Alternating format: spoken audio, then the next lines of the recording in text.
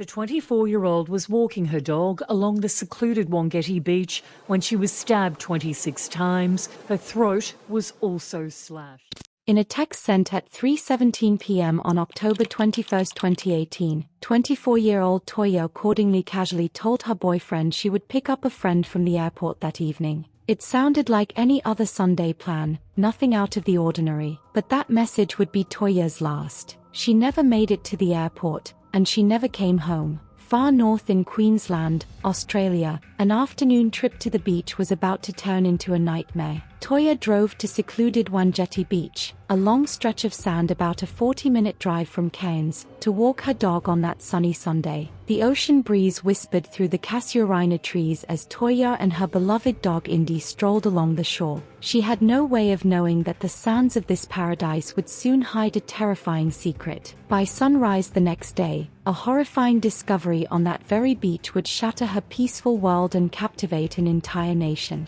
Toya's world seemed full of life and promise. She worked at an organic health store and volunteered at an animal shelter, reflecting her gentle and caring nature. Friends and family knew her as a free spirit with a love for animals. She was often seen with Indy trotting happily at her side. In photos, Toya's smile is bright and confident, the smile of a young woman who embraced life and brought joy to those around her. At home in Cairns, Toya's life appeared idyllic. She was in a steady relationship with her boyfriend of 3 years, Marco, and she was close with her parents. Sundays often meant casual outings and time with loved ones. On Sunday, October 21, 2018, nothing seemed amiss as the day began. That morning, Toya browsed the bustling Rusty's markets in the city, picking up fresh groceries and chatting with acquaintances under the spring sunshine. It was an ordinary start to what everyone believed would be an ordinary day. As the afternoon rolled in, Toya decided to take Indy for a run on the beach, one of her favorite pastimes. She drove north along the coastal highway to Wangetti Beach, a quiet, picturesque shoreline well known to locals for its natural beauty.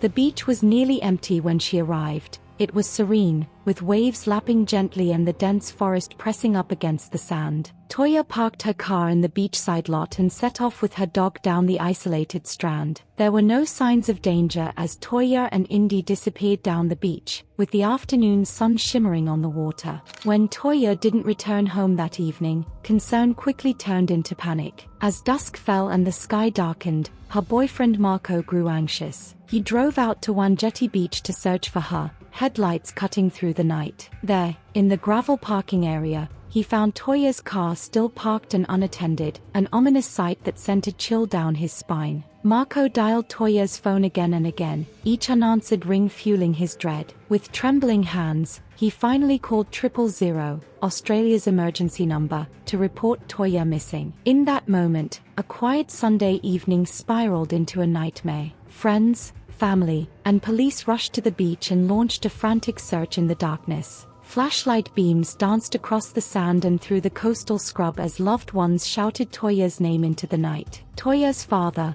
Toyah Cordingley, joined the search as soon as he heard his daughter was missing. He refused to rest, combing the beach through the night with a parent's desperation. The hours crept past with no sign of Toya, only the ceaseless crash of waves and the growing fear that something terrible had happened. In the cold, pre-dawn hours of October 22nd, Troy noticed something strange, an odd mound of sand near the tree line at the edge of the beach. His heart pounded. With the first pale light of dawn creeping over the horizon, Troy steeled himself and moved closer. He dropped to his knees beside the mound and frantically began digging with his hands. One scoop of sand, then another. On the third desperate scoop, his fingers uncovered something that made him recoil in horror, a human foot protruding from the sand. "Help me! Help me!" Troy screamed into the quiet dawn, his voice cracking with anguish as the realization hit him. Under that shallow layer of sand was his beloved daughter. Toya's lifeless body had been hastily buried in a shallow grave, just inches beneath the surface. The gruesome discovery sent waves of shock and devastation through everyone present. Troy fell back, shaking and sobbing,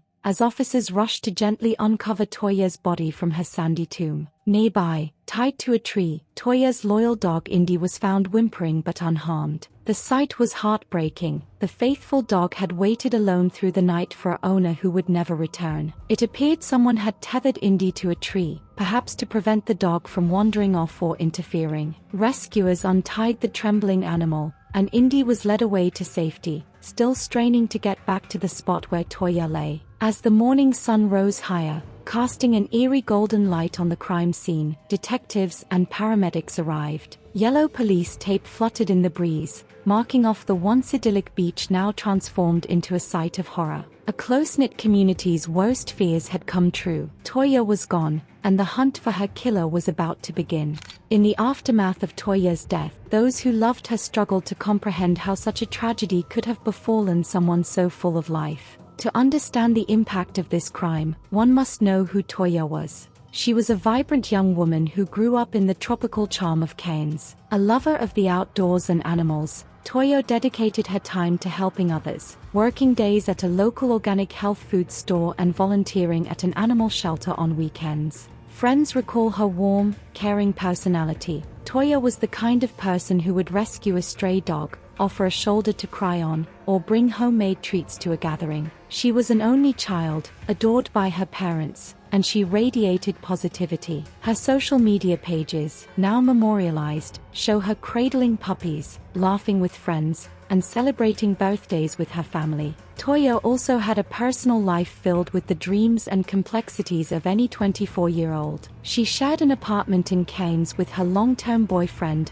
Marco Heidenreich. They had been together for 3 years. To those around them, Toya and Marco seemed happy, often going on road trips or cuddling up with Indy on the couch for movie nights. Marco, a few years older than Toya, was known to be gentle and supportive.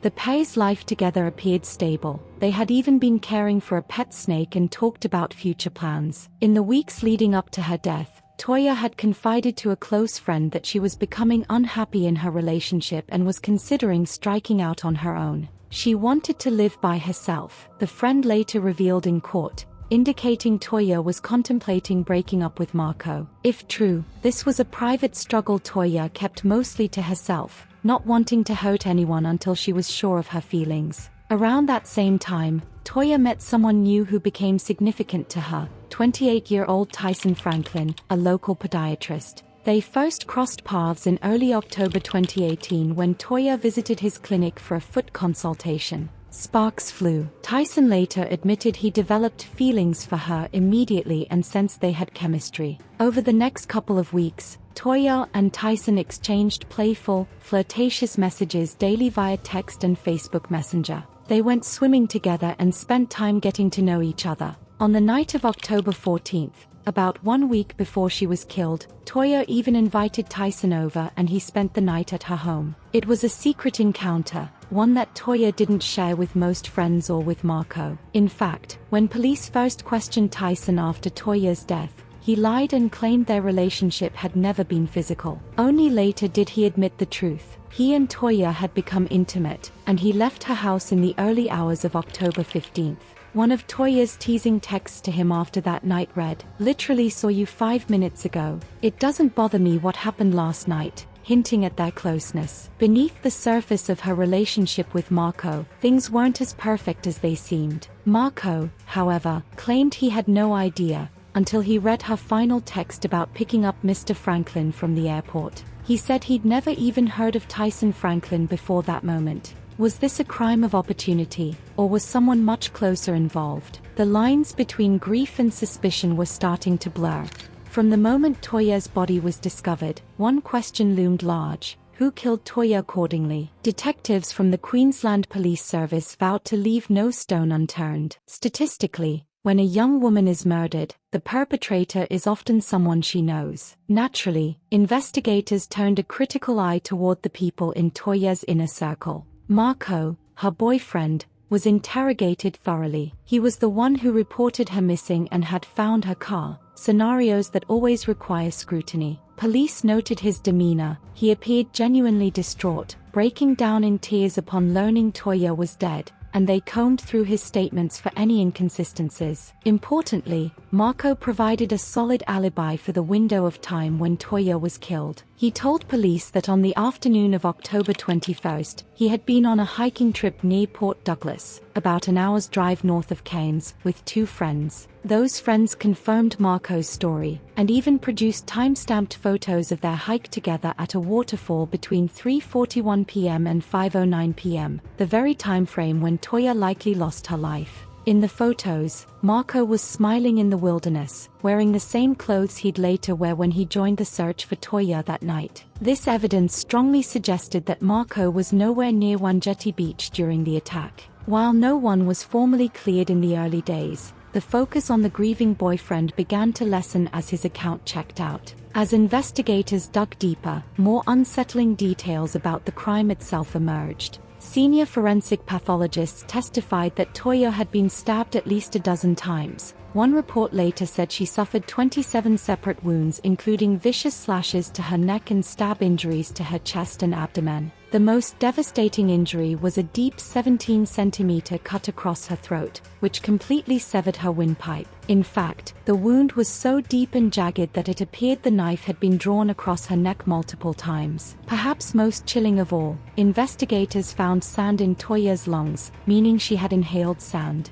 This indicated that although she was gravely wounded, Toya might still have been barely alive as she was being buried in the sand. It's a harrowing thought that added a new layer of horror to the crime. She may have been conscious, at least briefly, during her own burial. Toya also had cuts on her fingers and defensive wounds on her hands, classic signs that she fought back fiercely against her attacker. This was no accident or opportunistic robbery. It was an explosion of rage directed at her. Detectives couldn't help but wonder, did this level of overkill suggest a personal motive, like jealousy or vengeance? With new doubts swirling, police took a closer look at Tyson Franklin, the man Toya had secretly been seeing. His initial lie raised red flags. Why had he hidden their relationship? Under scrutiny, Tyson finally admitted the truth. He and Toya had been intimate. The fact that he saw her shortly before her death only deepened the mystery. Investigators searched his past for signs of violence, and what they found stunned the courtroom. Tyson admitted to viewing violent, disturbing content online.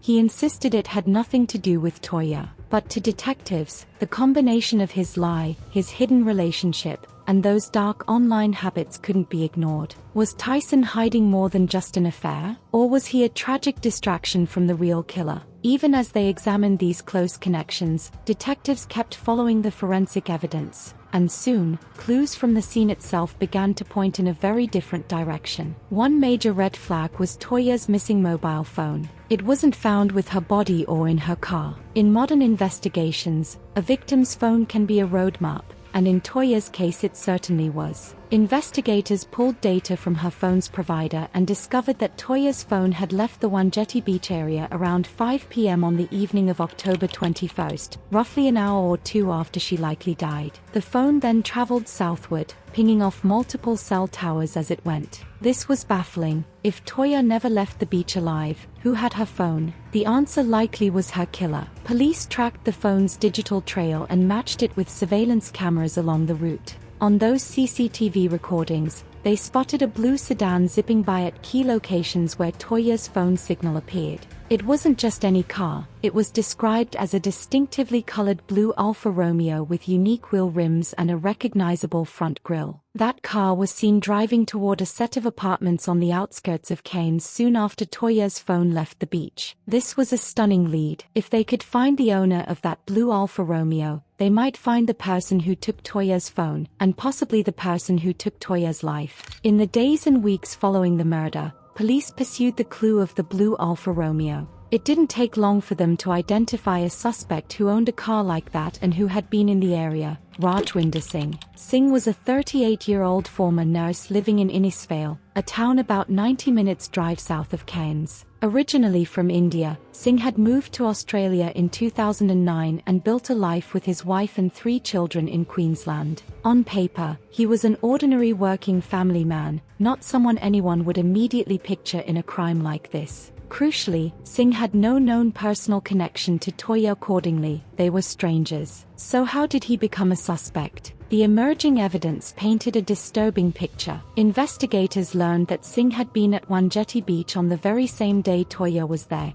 He reportedly told police he went to the beach for fishing or leisure that afternoon. More alarmingly, detectives discovered that the day after Toyah's body was found, Rajwinder Singh abruptly fled the country. It was as if he vanished into thin air. He quit his job at the local hospital, stopped making payments on his mortgage for a 2-story house in Innisfail, and left his wife and young children without warning. On October 23, 2018, literally within hours of Toyah being discovered, Singh caught a flight from Cairns to Sydney, then hopped on a plane to India. To detectives, that behavior was beyond suspicious. It looked like the panicked flight of a guilty man. Investigators found a blood-stained wooden stick near Toyah's shallow grave, possibly used in her final moments or during the burial. Forensic testing revealed DNA on the stick that was 3.7 billion times more likely to belong to Rajwinder Singh than anyone else. Hairs, fibers, and Singh's belongings in Australia all added weight to the case. CCTV captured a blue Alfa Romeo near the crime scene, identical to the one Singh owned. And Toyah's missing phone? Its signal traced a path toward Singh's known area. The attacker then tried to cover up his brutal deed. With mounting evidence, a chilling timeline began to emerge. At some point during her walk, Toyah likely crossed paths with Rajwinder Singh. Whether it began with a conversation or a confrontation sparked by her dog, something turned violent. Prosecutors allege that Singh attacked her suddenly and brutally, stabbing her multiple times. Toyah fought back. Her defensive wounds told that story, but she was overpowered. The killer then dragged her into the dunes, hastily buried her with sand, even using a stick. The most haunting detail? Sand was discovered in Toyah's lungs, suggesting she may have still been alive when buried. Singh didn't flee in a panic. He tied Toyah's dog to a tree, grabbed her phone, and calmly left the scene. The phone's movement and CCTV footage of his blue car suggest he drove south immediately afterward. From Cairns to Sydney, then on a flight to India, he disappeared. For 4 years, he lived as a ghost in Punjab while Toyah's family grieved and searched for answers. But the truth, as they say, cannot stay buried forever. Back in Australia, Toyah's heartbroken family and determined detectives refused to let her case fade. The Queensland police assembled a special task force to track the fugitive halfway across the world. They worked with Australian Federal Police, Interpol, and Indian authorities, keeping pressure on the investigation. Years passed without an arrest, but the case was never forgotten. Toyah's face, a beautiful young blonde woman with a radiant smile, was featured in news updates and on Crime Stoppers billboards. The media kept the story alive, and the public's outrage over this brutal beach murder only grew with time. Behind the scenes, investigators followed every lead, no matter how remote. By 2022, with Rajwinder Singh still at large, Queensland authorities decided to take an extraordinary step. They announced a $1 million reward for information leading to Singh's capture. It was the largest reward ever offered in Queensland's history, a testament to how desperate police were to bring closure to Toyah's case and how confident they were that Singh was the key. "We will not give up," Toyah's family said as the reward was publicized, and the community rallied once again. The huge reward quickly produced results. Tip-offs started coming in from people who claimed to have seen Rajwinder Singh in India. Tracking a fugitive in a foreign country is never easy, but Australian authorities coordinated closely with the Indian Police and High Commission. Their persistence paid off in late 2022. On November 25, 2022, acting on a crucial tip, authorities finally found their man. Rajwinder Singh was located in a busy neighborhood of New Delhi, India, and was promptly arrested by Indian police officers who had been working with the Australians. After 4 years on the run, the suspect was in custody, looking disheveled and much older than his 38 years. Within days, news of his capture made headlines back in Australia, where Toyah's parents breathed a sigh of relief. The wheels of justice were moving again. Singh initially had the right to fight extradition from India, a process that could drag on, but in a surprising turn, he waived his right to contest extradition, signaling that he would return to Australia voluntarily to face the charges. Perhaps he knew there was no escape, or perhaps he wanted to tell his side of the story in court. Either way, by March 2023, Rajwinder Singh was escorted back onto Australian soil under tight security and formally charged with one count of Toya's murder. For Toya's family, seeing the accused killer brought back to Cairns was a moment of both sorrow and determination. Sorrow that nothing could bring Toya back, but determination to see justice finally served. Investigators traced Singh's movements using CCTV, phone data, and eyewitness reports, charting his route from Cairns to the airport and out of the country. Australian police flew to India, coordinating with local authorities and spreading Singh's image across media outlets. Public tips driven by a substantial reward helped close in on him.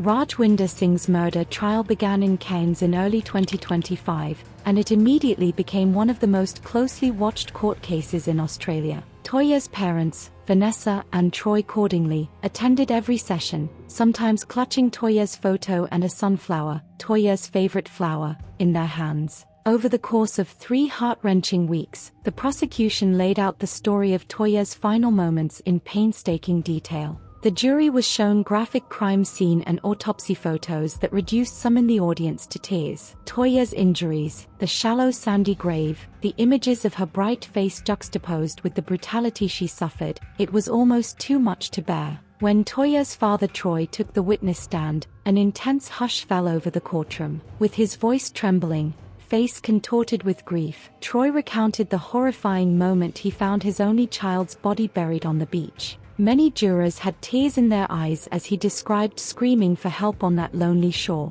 Across the room, Rajwinder Singh watched Troy quietly. Some observers noted that Singh looked away or closed his eyes when the most graphic images were displayed on the large screen. The courtroom became a battleground. Prosecutor Nathan Crane laid out the Crown's case, weaving together the DNA, CCTV, phone data, and Singh's sudden disappearance. Each thread was circumstantial, but together, Crane argued, they painted the picture of a guilty man fleeing justice. Why vanish overnight if you had nothing to hide? Singh's defense, led by barrister Angus Edwards KC, countered fiercely. They reminded the jury there were no eyewitnesses, and questioned whether police had tunnel vision. Could Toya's boyfriend have been involved? What about her secret lover? They hinted at police bias, even suggesting Marco was shielded due to family ties. While there was no evidence against Marco, the defense's goal was clear: to sow doubt. Expert witnesses clashed over DNA and phone data. Friends of Toya spoke tearfully about her final days, and Singh, maintaining his innocence, sat silently, never testifying. When the case finally went to the jury,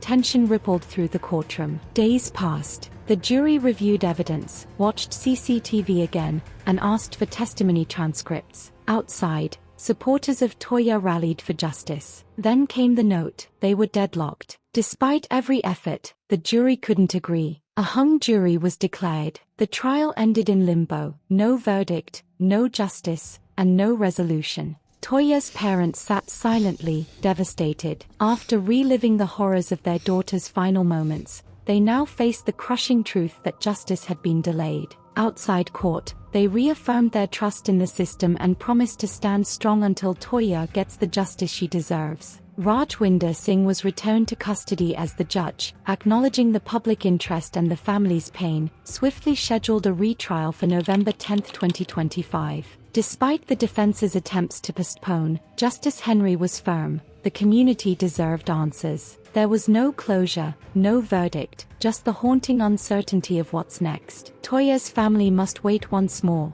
clinging to hope. Singh remains behind bars, legally presumed innocent, as the story continues toward its unresolved conclusion. As the sun sets over Wangetti Beach, Toya's memory lingers, her walk with Indy forever etched into the golden shoreline. This once peaceful beach now holds a permanent scar. Her story reminds us how quickly life can twist into nightmare. A calm afternoon, an unexpected encounter, and everything changes. Evil doesn't always come with warning. It can appear anywhere, even in paradise. Toya's tragedy teaches us just how fragile life is. She did nothing wrong that day, just walking her dog, helping a friend. Yet she crossed paths with someone capable of unthinkable violence. This wasn't a crime of passion or jealousy. If the prosecution is correct, it was random, senseless, and utterly terrifying. Her family's resilience stands as a testament to love. Her mother now urges others to trust their instincts and travel in pairs. Her father hasn't missed a single hearing.